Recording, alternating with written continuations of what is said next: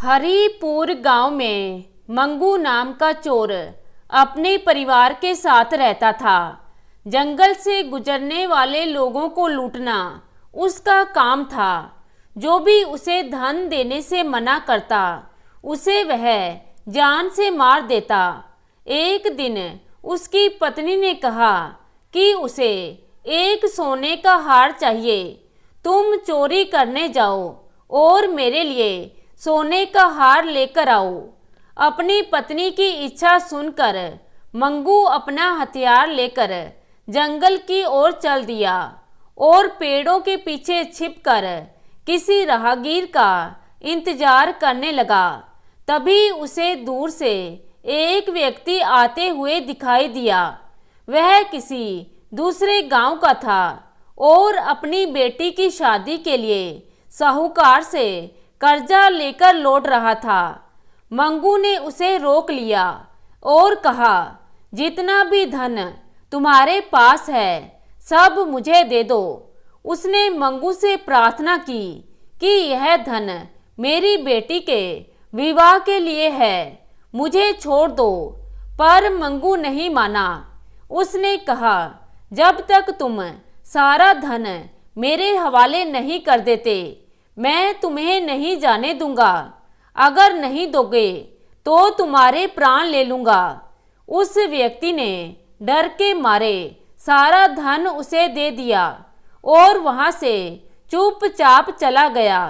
मंगू सारा धन लेकर घर लौट आया, जिससे उसकी पत्नी बहुत खुश हुई। उस दिन वह अपने बच्चों के लिए नए नए कपड़े भी खरीद कर लाया था। बच्चे कपड़े पाकर बहुत खुश हुए। इस तरह उस धन से कुछ दिन निकल गए।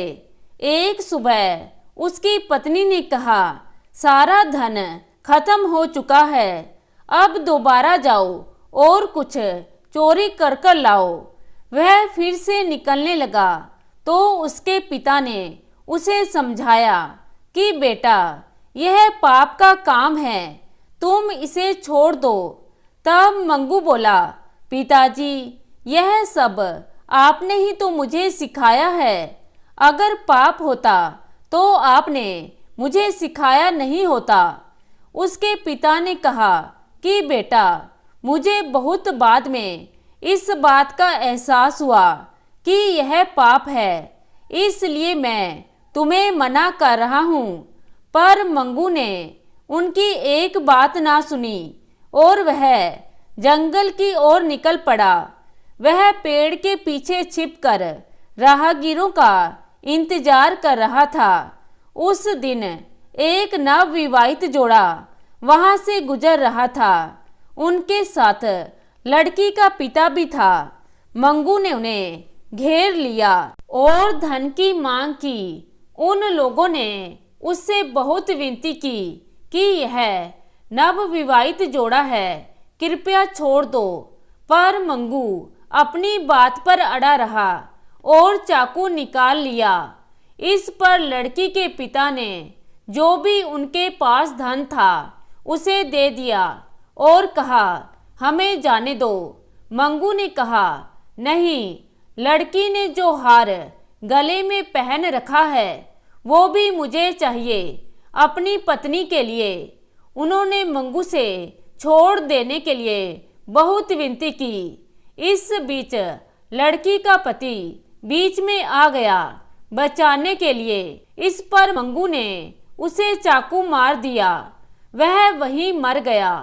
जिस पर लड़की के पिता ने अपनी बेटी को वह हार उतार कर मंगू को देने को कह दिया। लड़की ने ऐसा ही किया और दुखी होकर वहां से चले गए। यह सब घटना पास ही पेड़ पर बैठा एक भूत देख रहा था। उसने मंगू से कहा, यह सब तुम क्या कर रहे हो? यह तो पाप का काम है, तुम निर्दोषों को मार रहे हो। मंगू बोला, क्या पाप क्या पुण्य, जो आज है वह पुण्य है, कल क्या होगा किसने देखा है।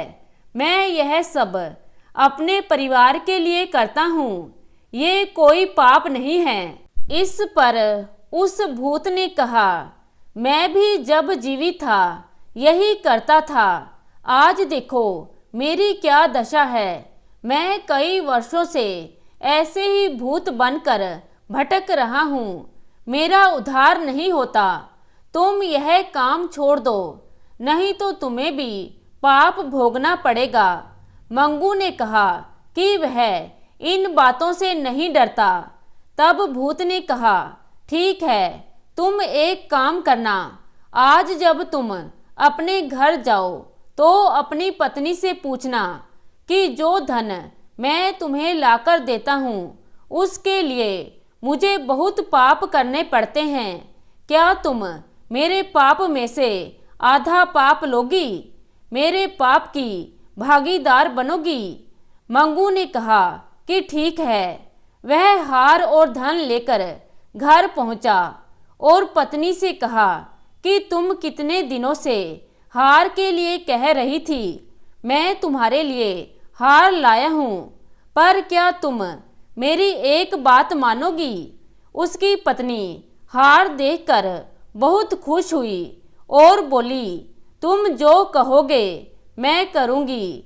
मंगू ने कहा, मैं यह सब धन लाने के लिए बहुत मेहनत करता हूँ, लोगों को मारता हूँ, पाप बटोरता हूँ। क्या तुम उस पाप में से आधा पाप लोगी? मेरे पाप की भागीदार बनोगी?